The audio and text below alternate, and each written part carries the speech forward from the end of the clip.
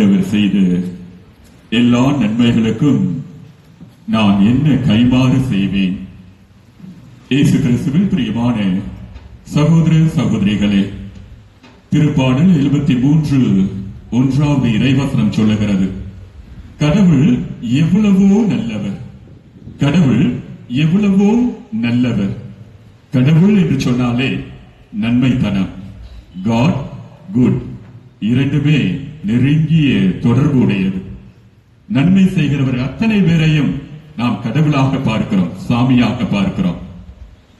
மண்ணுலகிலே நமக்காக மனிதனாக பிறந்து வந்த ஆண்டவர் இயேசு கிறிஸ்துவும் நன்மைகளை செய்து கொண்டே சென்றார். திருத்தூது பணி 10ஆம் அதிகாரம் 38வது இறைவசனத்திலே வாசிக்கிறோம். ஆண்டவர் இயேசு சென்ற இடமெல்லாம் நன்மை செய்து கொண்டே சென்றார். இந்த மண்ணுலகை விட்டு விண்ணுலகு செல்வதற்கு ஒரு சில நாட்களுக்கு முன்னதாகும் ஒரு சில அருமையான நல்ல செயல்களை அவர் நமக்காக செய்துவிட்டு சென்றார். அதைத்தான் இன்றைய நாள் பெரிய வியாழன் என்று நாம் நினைவு கூர்ந்து பார்க்கிறோம். 3 அருமையான நல்ல செயல்களை ஆண்டவர் இயேசு நமக்காக செய்திருக்கிறார். 1, நற்கருணையை ஏற்படுத்தினார். 2வது, குருத்துவத்தை ஏற்படுத்தினார். 3வது, தன்னுடைய சீடருடைய பாதங்களை கழுவியதன் மூலம் நம் அனைவருடைய வாழ்க்கைக்கும் ஒரு புதிய பாதையை காட்டியிருக்கிறார். இந்த 3 நல்ல செயல்களையும் இன்று சற்று தியானித்து பார்ப்போம். இந்த 3மே ஒன்றுக்கொன்று தொடர்பு உடையவை. நற்கருணையும் குருத்துவமும் இந்த பாதம் கழுவும் இந்த அன்பு செயலும் ஒன்றுக்கொன்று தொடர்பு உடையவை. அதோடு இன்னும் குறிப்பாக குருத்துவமும் நற்கருணையும் மிகவும் நெருங்கிய தொடர்பு உடையவை. அன்னை தெரேசா, புனித அன்னை தெரேசா 1970களிலே ரஷ்ய நாட்டிலிருந்து ஒரு அழைப்பினை பெற்றார். ரஷ்ய நாட்டு அதிபரே புனித அன்னை தெரேசாவுக்கு ஒரு கடிதம் எழுதுகிறார். நீங்கள் செய்கின்ற மாபெரும் பணிகளை எல்லாம் நான் வியந்து பார்த்துக் கொண்டிருக்கிறேன். ஆதரவற்றவர்களுக்கு, முதியவர்களுக்கு, யாரும் தொட முடியாத தொழு நோயாளர்களுக்கு நீங்கள் அரிய பணிகளை செய்து கொண்டிருக்கிறீர்கள். நீங்களும் உங்களுடைய சபையை சார்ந்த சகோதரிகளும் எங்களுடைய நாட்டிற்கும் நீங்கள் வந்து பணியாற்ற வேண்டும் என்று சொல்லி அந்த கடிதத்திலே அழைப்பினை கொடுத்திருந்தார். அன்னை தெரேசா அந்த கடிதத்திற்கு இப்படி பதில் எழுதினார் அந்த அதிபருக்கு, உங்களுடைய நாடு கம்யூனிச நாடாக இருந்தாலும் நீங்கள் இறை பணியாற்ற என்னை அழைத்திருக்கிறீர்கள், மிகுந்த மகிழ்ச்சி. நீங்கள் கொடுத்த இந்த அழைப்பினை மனமோந்து ஏற்றுக்கொள்கிறேன். ஆனால் 2 நிபந்தனைகள். இந்த 2 நிபந்தனைகளை நீங்கள் நிறைவேற்றினால் நிச்சயம் நான் என்னுடைய சபை சகோதரிகளை உங்களுடைய நாட்டிற்கு அனுப்பி நீங்கள் விரும்புகின்ற அந்த பணியை ஆற்றுவோம் என்று சொல்லி அந்த கடிதத்தில் எழுதியிருக்கிறார். அந்த 2 நிபந்தனைகள். 1, எங்களுடைய சபை சகோதரிகள் ஒவ்வொரு நாளும் எங்களுடைய ஆண்டவராம் இயேசு கிறிஸ்துவை ஆராதிக்க அவர்களுக்கு என்று ஒரு சிற்றாலயம் தேவை. 2வது, எங்களுடைய சபை சகோதரிகள் ஒவ்வொரு நாளும் நற்கருணையை பெற்றுக் கொள்வதற்கு ஒரு குருவானவர் தேவை. எங்களுடைய பணிகளுக்கெல்லாம் அஸ்திவாரம், எங்களுடைய பணிகளுக்கெல்லாம் அடிப்படை, எங்களுடைய பணிகளுக்கெல்லாம் ஆற்றல் தருகிறவர், சக்தியை தருகிறவர், வல்லமையை தருகிறவர், வலிமையை தருகிறவர் ஆண்டவர் இயேசு கிறிஸ்து. அவர் நற்கருணையிலே பிரசன்னமாக இருக்கிறார். அந்த நற்கருணையை நாங்கள் ஒவ்வொரு நாளும் பெற்றுக்கொள்ள வேண்டும். அந்த நற்கருணை ஆண்டவரிடம் இருந்துதான் நாங்கள் இப்படிப்பட்ட பணிகளை செய்யக்கூடிய ஆற்றல் கிடைக்கிறது. எனவே ஒரு சிற்றாலயம் வேண்டும், ஒரு குருவானவர் வேண்டும். இந்த 2 நிபந்தனைகளுக்கும் நீங்கள் ஒத்துக்கொண்டால் எங்களுடைய சபை சகோதரிகள் உங்களுடைய நாட்டிற்கு உடனடியாக வருவார்கள் என்று எழுதினார். அந்த ரஷ்ய நாட்டு அதிபரும் ஏற்றுக்கொண்டார். 1970களிலே அன்னை தெரேசாவின் சபை சகோதரிகள் அங்கு சென்று அருப்பணி ஆட்சி வருகிறார்கள்.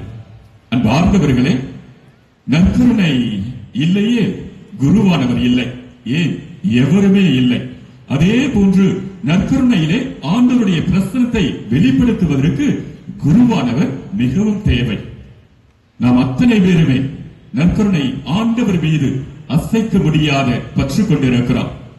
மத்தேயு எழுதிய நற்செய்தி 26ஆம் அதிகாரம் 20வது இறைவசனத்திலே ஆண்டவர் சொல்வது போன்று, இதோ உலக முடிவு வரை என்னாலும் நான் உங்களோடு இருக்கிறேன் என்று சொல்வது போன்று, இதோ நம்மை படைத்து பராமரித்து பாதுகாத்து வருகின்ற நம்முடைய தெய்வம் ஆண்டவர் இயேசு கிறிஸ்து நற்கருணையிலே இருக்கிறார் என்று நாம் அத்தனை பேருமே உறுதியாக ஆழமாக விசுவசிக்கிறோம்.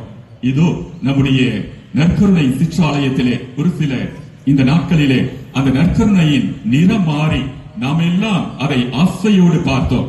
அந்த நிறம் மாறியதால் மட்டும் நாம் நற்கருணை ஆண்டவர் மீது விசுவாசம் வைக்கவில்லை. நாம் அத்தனை பேருக்கும் நன்றாக தெரியும், ஆண்டவர் இயேசு கிறிஸ்து இந்த நற்கருணையிலே உண்மையாக பிரசன்னமாக இருக்கிறார். அன்பார்ந்தவர்களே, இந்த நற்கருணையை ஆண்டவர் இயேசு கிறிஸ்து எவ்வாறு எதற்காக தோற்றுவித்தார் என்ற அந்த வரலாற்று உண்மையை நாம் அறிந்து கொண்டால் இன்னும் அதிகமாக நாம் நற்கருணையை ஆழமாக விசுவசிக்க முடியும்.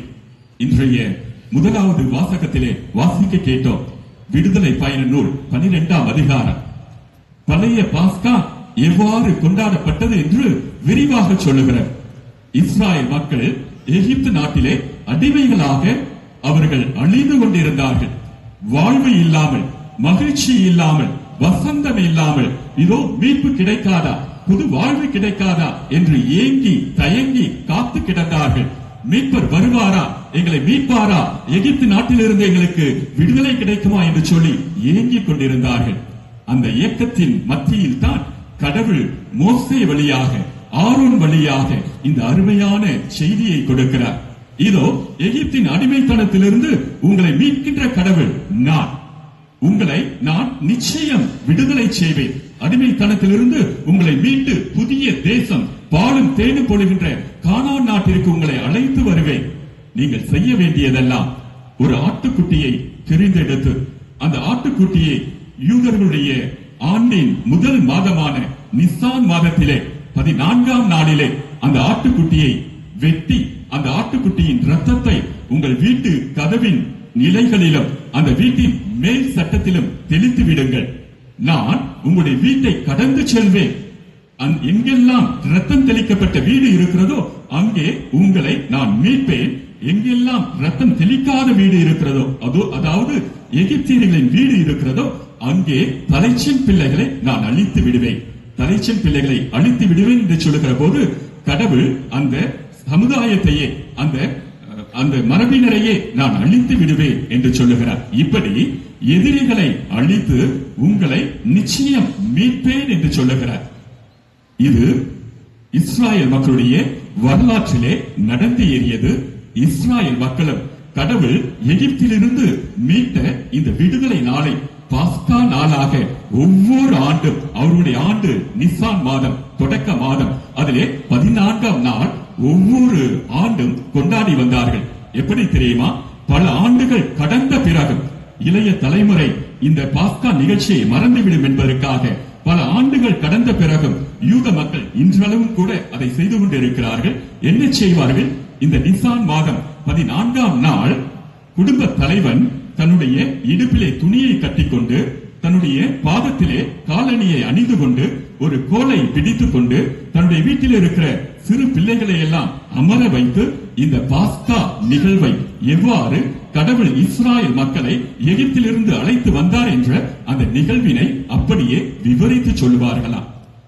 ஆண்டவர் இயேசு கிறிஸ்துவும் இந்த பழைய பாஸ்காவை கொண்டாடுகிற போதுதான் ஒரு புதிய பாஸ்காவிற்கு அவர் வித்திடுகிறார். ஆண்டவர் இயேசு கிறிஸ்து என்ன செய்கிறார்? இந்த உலகம் எகிப்தின் அடிமைத்தனத்திலிருந்து மட்டுமல்ல, இதோ பல்வேறு அடிமைத்தனங்களிலே சிக்கி கிடக்கிறது. குறிப்பாக பாவம் என்ற அடிமைத்தனத்திலே இந்த உலகம் சிக்கி கிடக்கிறது. எனவே பாவத்தின் அடிமைத்தலையிலிருந்து இந்த உலகத்தை மீட்க வேண்டும் என்பதற்காக புதிய பாஸ்காவை கொண்டாடுகிறார். அவரே பலியாகிறார். பலியை ஒப்புக் கொடுக்கின்றவராகவும் அவரே மாறுகிறார். பலியை ஒப்புக் கொடுப்பவரும் பலி பொருளும் இயேசுவாக மாறுகிறார். எனவே தன்னுடைய உடலையும் இரத்தத்தையும் கையளித்து, இதோ என்னுடைய நினைவை கொண்டாடுகிற ஒவ்வொருவருக்கும் புதிய பாஸ்கா. இவர்களும் அவர்களை வாட்டி வதைத்துக் கொண்டிருக்கிற அடிமைத்தனத்திலிருந்து, குறிப்பாக பாவத்திலிருந்து, இந்த சமுதாயத்தின் தீமைகளிலிருந்து விடுவிக்கப்படுவார்கள், புதிய வாழ்வை பெற்றுக் கொள்வார்கள், பாவத்திலிருந்து என்னோடு உயிர் தெழுவார்கள் என்று சொல்லி புதிய பாஸ்காவை ஆண்டவர் இயேசு கிறிஸ்து அறிமுகப்படுத்துகிறார். அதைத்தான் இன்றைய நாளிலே நாம் சிறப்பாக நினைவு கூறுகிறோம். ஆண்டவர் இயேசு கிறிஸ்து நற்கருணையை ஏற்படுத்தி பழைய பாஸ்கா ஆண்டிற்கு ஒரு முறை கொண்டாடப்படுகிறது. ஆனால் புதிய பாஸ்கா ஒவ்வொரு நாளும் ஒவ்வொரு நொடித்துளியும் கொண்டாடப்பட வேண்டும். சற்று நினைத்து பாருங்கள், உலகம் முழுவதும் எல்லா நேரங்களிலும் ஆண்டவருடைய திருப்பலி கொண்டாடப்படுகிறது. உலகம் முழுவதும் இடைவிடா, இந்தியாவில் இருக்கிற நேரம், அமெரிக்காவில் இருக்கிற நேரம், நியூசிலாந்துல இருக்கிற நேரம், ஆஸ்திரேலியாவில் இருக்கிற நேரம், எல்லா நேரங்களையும் நாம் எடுத்து பார்த்தோம் என்றால் இடைவிடாது உலகம் முழுவதும் தொடர்ச்சியாக திருப்பலி ஒப்புக் கொடுக்கப்படுகிறது, நற்கருணை ஆராதிக்கப்படுகிறது. இந்த புதிய பாஸ்கா ஒவ்வொரு நாளும் ஒவ்வொரு கணமும் கொண்டாடப்படுவதற்கு குருக்கள் தேவை. தலைமை குருவாக இருக்கிற ஆண்டவர் இயேசு கிறிஸ்து, பலி ஒப்புக் கொடுப்பவராக பலி பொருளாக மாறிய ஆண்டவர் இயேசு கிறிஸ்து தன்னுடைய மறு கிறிஸ்துவாக வாழ்வதற்காக குருக்கள் வேண்டும் என்பதற்காக அன்றைய நாளிலே புதிய பாஸ்காவை ஏற்படுத்திய, நற்கருணையை ஏற்படுத்திய அன்றைய நாளிலேயே குருத்துவத்தையும் குருக்களையும் அவர் ஏற்படுத்துகிறார்.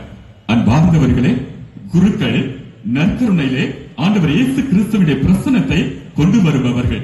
குருக்கள் ஆண்டவருடைய போதனைகளை தெல்ல தெளிவாக எல்லாருடைய மனங்களிலும் விதைப்பவர்கள். எல்லாவற்றுக்கும் மேலாக குருக்கள் மறு கிறிஸ்துவாக வாழ்வதற்காக அழைக்கப்பட்டவர்கள். ஆண்டவர் இயேசு கிறிஸ்து எப்பொழுது என்று குருத்துவத்தை தோற்றுவித்தாரோ அன்றிலிருந்து இன்று வரை எத்தனையோ குருக்கள் உலகம் முழுவதும் மறு கிறிஸ்துவாக இயேசுவை மக்களுக்கு கொண்டு வந்து கொடுக்கிறார்கள். மக்களை ஆண்டவரிடம் வழிநடத்தி செல்லுகிறார்கள். எத்தனையோ குருக்கள் தங்களுடைய அத்தனை நலங்களையும் இழந்து ஆண்டவர் இயேசுவுக்காக உழைத்துக் கொண்டிருக்கிறார்கள். வரலாற்றிலே எத்தனையோ நல்ல குருக்களை, புனித குருக்களை நாம் பார்த்திருக்கிறோம். மேக்சிமிலியன் கோல்பே, அருளானந்தர், சவேரியா, இப்படி எத்தனையோ குருக்கள் வரலாற்றிலே தங்களுடைய உயிரை கையளித்து ஆண்டவர் இயேசு கிறிஸ்துவை கொடுக்க வேண்டும். ஆண்டவர் இயேசு கிறிஸ்துவினால் தான் இந்த உலகத்திற்கு மீட்பு உண்டு. ஆண்டவர் இயேசு கிறிஸ்து கற்றுக் கொடுத்த வாழ்க்கையை ஒவ்வொரு மனிதரும் வாழுகிற போதுதான் இந்த உலகத்திலே உண்மையான அமைதி, உண்மையான மகிழ்ச்சி கிடைக்கும் என்று சொல்லி எத்தனையோ குருக்கள் வரலாற்றிலே மறு கிறிஸ்துவாக வாழ்ந்து காட்டியிருக்கிறார்கள்.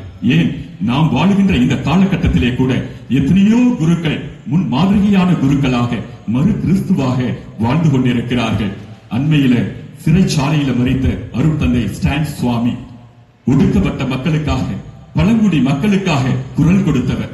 84 வயதிலும் அவர் சிறை வாசம் அனுபவித்து சிறையிலேயே தன்னுடைய கைகளிலே விலங்கு மாட்டப்பட்டவராக அவர் உயிர் துறக்கிறார். ஆண்டவர் இயேசுனுடைய, இதோ நான் ஆண்டவர் இயேசு கிறிஸ்துவின் குருத்துவத்தை ஏற்றிருக்கிறேன். ஆண்டவர் இயேசு கிறிஸ்து எவ்வாறு பணி பொருளாக மாறினாரோ அதே போன்று நானும் ஒடுக்கப்பட்ட மக்களுக்காக, உரிமை குரல் இல்லாத மக்களுக்காக நானும் என்னையே பணி பொருளாக மாற்றிக்கொள்கிறேன் என்று சொல்லி அவர் சிறைச்சாலையிலேயே அவர் உயிரை விடுகிறார். அதே போன்று நம்முடைய மறை மாவட்டத்திலிருந்து ஒரிசா மாநிலத்திலே ஒரு மறை மாவட்ட குருவாக பணியாற்றிய அருட்தந்தை அருள்தாஸ் அவர்கள் 1996 ஆண்டு ஒரிசாவிலே ஒரு காட்டு பகுதியிலே அந்த ஒடுக்கப்பட்ட மக்களுக்காக, ஏழை எளிய மக்களுக்காக நற்செய்தியை அறிவித்து அவர்கள் தங்கி இருக்கிற ஓலை குடிசையிலே தங்கி இருக்கிற போது ஈட்டியால் குத்தப்பட்டு உயிரை துறந்தார். இப்படி எத்தனையோ குருக்கள் ஆண்டவர் இயேசு கிறிஸ்துவுக்காக மறு கிறிஸ்துவாக வாழ்ந்து கொண்டிருக்கிறார்கள். அத்தனை பேரையும் நன்றியோடு இன்றைய நாளிலே நாம் நினைத்து பார்ப்போம். நான் ஒரு முறை இப்படி வரலாற்றிலே தடம் பதித்த புனித குருக்களை பற்றி பேசிக் கொண்டிருக்கிற போது ஒரு சின்ன பையன் கேட்டான், எங்க பங்கு சாமியார் விட்டுட்டீங்களே? நிச்சயமாக உங்களுடைய பங்கு தந்தையர்களும் இந்த லிஸ்ட்ல நிச்சயமாக சேர்த்துக் கொள்ளப்பட வேண்டும். சாமியார்களை பார்த்தா, ஃபாதர்ஸ பார்த்தா மகிழ்ச்சியாக இருக்கிறார்கள். அர்ச்சிக்கப்பட்டவர்கள், அவர்களுக்கு ஒரு கவலையும் இல்லை என்று நினைத்துக் கொண்டிருக்கிறோம். புனித அவிலா தெரேசாமால் சொல்லுவார்கள், ஒவ்வொரு குருவுக்கும் பின்னால் 1000 சாத்தான்கள் வேலை செய்து கொண்டிருக்கிறார்கள். இந்த சாத்தான்களின் பிடியிலிருந்து இந்த குருக்களை காப்பாற்ற வேண்டுமானால் 2 மடங்கு ஜெபிக்க வேண்டும் என்று புனித அவிலா தெரேசாமால் சொல்லுகிறார்கள். மத்திய நற்செய்தி 4ஆம் அதிகாரம் எடுத்து வாசித்து பாருங்கள். ஆண்டவர் இயேசு கிறிஸ்து பாலைவனத்திலே தனிமையாக ஜெபித்துக் கொண்டிருக்கிறார். அங்கே அவருக்கு 3 சோதனைகள் வருகின்றன. 3 என்று சொல்கிற போது அது ஒரு முழுமை. எத்தனையோ சோதனைகள் வந்தன என்று எடுத்துக் கொள்ளலாம். தனிமையிலே ஜெபித்துக் கொண்டிருக்கிற போது ஆண்டவர் இயேசு கிறிஸ்துவுக்கு சோதனைகள் வந்தன. அதே போன்றுதான் இன்றும் எத்தனையோ குருக்கள் சொல்ல முடியாத வேதனையிலும் சோதனைகளையும் சந்தித்துக் கொண்டிருக்கிறார்கள். துரதிர்ஷ்டவசமாக ஒரு சில குருக்கள் சோதனைகளை வெல்ல முடியாமல் தோற்று போய் விடுகிறார்கள்.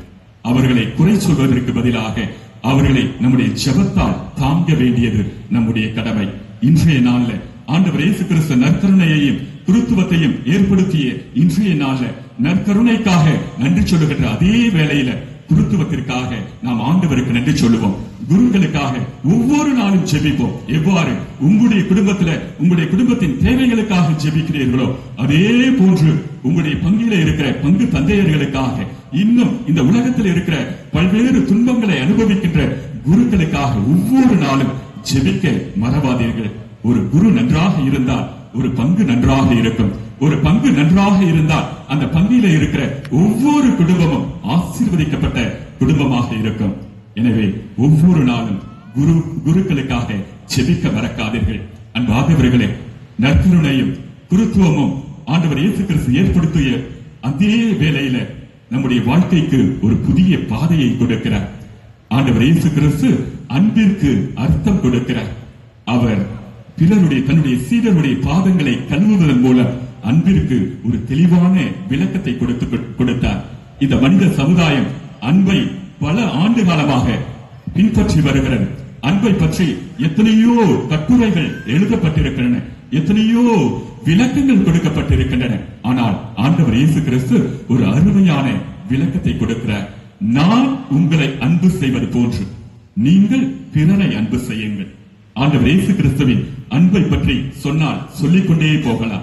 இந்த நாட்கள்ல குறிப்பாக பெரிய வெள்ளிக்கிழமையான நாளைய தினத்துல ஆண்டவர் இயேசு கிறிஸ்துவின் பாடுகளை சிந்திக்கிற போது அந்த சிலுவையில தொங்குகிற ஆண்டவர் இயேசு கிறிஸ்து நீங்களும் நானும் அனுபவிக்காத சொல்லன்னா வேதனைகளை அந்த சிலுவையில அனுபவித்த ஆண்டவர் இயேசு கிறிஸ்து அத்தனை வேதனைகளுக்கு மத்தியிலும் தந்தையே இவர்கள் அறியாது செய்கிறார்கள், இவர்களை மன்னியும் என்று சொல்லுகிறாரே. இதுதான் அன்பின் வெளிப்பாடு. இதுதான் உண்மையான அன்பின் அர்த்தம். இப்படிப்பட்ட அன்பு நம்மிடத்தில் இருக்கிறதா? பவுல் அடியார் கொரிந்தியருக்கு எழுதிய முதல் திருமுகம் 13வது அதிகாரத்துல 4 முதல் 10 வரை உள்ள இறைவசனங்கள்ல அன்புனா எப்படி இருக்கணும் என்று சொல்லுகிறார். அன்பு பொறுமை உள்ளது, பொறாமை கொள்ளாது, தன்னலம் நாடாது, இருமாப்பு அடையாது, தீவினையிலே மகிழ்ச்சியுறாது, தீங்கு செய்யாது, நன்மையிலே மகிழ்ச்சி கொள்ளும், எதையும் எதிர்நோக்கி இருக்கும், எப்பொழுதும் நன்மை செய்யும், எல்லாவற்றுக்கு மேலாக எதிலும் மன உறுதியோடு இருக்கும். இத்தகைய அன்பு வாழ்க்கை, இந்த புதிய வாழ்க்கையின் பாதையை ஆண்டவருடைய அன்பு பிள்ளைகள், ஆண்டவருடைய சாட்சிகள் என்று சொல்லுகின்ற நாம் நற்கருணையை விசுவசிக்கின்ற நாம் வாழ்ந்து கொண்டிருக்கிறோமா என்று சற்று சிந்தித்து பார்ப்போம். ஒரு கல்யாணமான பொண்ணு புகுந்த வீட்டுக்கு போகிறார். அங்க போன உடனே மாமியார் அப்படியே ஆரத்தி எடுத்து அந்த மருமகளை வரவேற்கிறார். வரவேற்று விட்டு தன்னுடைய குடும்பத்தை பற்றி விளக்கம் கொடுக்கிறார், ஒரு முன்னுரை கொடுக்கிறார். அம்மா, எங்க வீட்டுக்கு காலடி எடுத்து வச்சிருக்கிற, எங்க வீட்டை பத்தி கொஞ்சம் ஒன்ட்ட விளக்கமும் முதல் நாளே சொல்லிடுறேன். நம்முடைய வீட்டுல, இந்த வீட்டுல என்னுடைய வீட்டுக்காரர், அதாவது உன்னுடைய மாமனார், அவருதான் முதலமைச்சர். நான் உன்னுடைய மாமியார், உன்னுடைய அன்பு அத்தை, நான் துணை முதலமைச்சர். உன்னுடைய கணவன் என்னுடைய மகன், அவன் தொழில்துறை அமைச்சர். வெளியில போய் வெளியில வேலை செஞ்சுட்டு பணம் சம்பாதிச்சுட்டு வருவான், உனக்கு அந்த கவலையெல்லாம் வேண்டாம். என்னுடைய மகள், இளைய மகள், உன்னுடைய நாத்தனார், அவ வெளியுறவுத்துறை அமைச்சர். நல்லவேளை அந்த குடும்பம் சின்ன குடும்பம், 2 பேரோட முடிஞ்சு போச்சு. அப்போ எனக்கு என்ன வேலை அத்தை அப்படின்னு அந்த பொண்ணு கேட்கிறா. நீ உணவுத்துறை அமைச்சர், கிச்சன்ல போய் நீ எல்லா வேலையும் செஞ்சுட்டு எங்களுக்கெல்லாம் நேரத்துக்கு நேரம் சமைச்சு போட்டு, அதுக்கும் வாய்ப்பு ருசியா சமைச்சு போட்டு, பாத்திரங்கள் எல்லாம் கழுவி அந்த சாப்பாட்டு அறையெல்லாம் சுத்தமா வச்சிருக்கிறது உன்னுடைய வேலை. உடனே இந்த மருமகள், அந்த காலத்து மருமகள் இல்லை, இந்த காலத்து மருமகள் உடனே சொல்லுகிறார், ஏன் அத்தை, நீங்க துணை முதலமைச்சர், மாமனார் முதலமைச்சர், என்னுடைய கணவர் தொழில்துறை அமைச்சர், நாத்தனார் வெளியுறவுத்துறை அமைச்சர், நான் அப்படியே எதிர்கட்சி தலைவராகவே இருக்கிறேன் நம்ம வீட்டுல என்று சொல்லுகிறார். இதுதான் நடக்குது இன்று நம்முடைய குடும்பங்கள்ல. நான் சொல்லுவதுதான் சட்டம், நான் சொல்லுவதுதான் சரி, எனக்கு நீ பணி செய்ய வேண்டும், நான் உனக்கு பணி செய்வதற்கு தயாராக இல்லை, நான் தாழ்த்திக் கொள்வதற்கு தயாராக இல்லை. நான் உயர்ந்தவன், நான் உயர்ந்தவள் என்ற அந்த போக்கு இருக்கிற போது அன்பு வாழ்க்கையை தொலைத்துவிட்டு நாம் வாழ்ந்து கொண்டிருக்கிறோம். ஆண்டவர் இயேசு கிறிஸ்து இன்று புதிய வாழ்க்கை பாதையை காட்டுகிறார். நாம் எல்லாம் நற்கருணையை உண்மையாக விசுவசிக்கின்றவர்கள் என்றார். குருக்கள் மூலமாக ஆண்டவரிடமிருந்து 1000 நன்மைகளை பெற்றுக்கொள்ள விரும்புகிறோம் என்றார். இந்த புதிய வாழ்க்கை பாதையை வாழ்ந்து காட்டுவோம். நிச்சயமாக ஆண்டவர் இயேசு கிறிஸ்து நம் ஒவ்வொருவரையும், நம் ஒவ்வொருடைய குடும்பத்தையும் நிறைவாக ஆசீர்வதிப்பார். ஆமென்.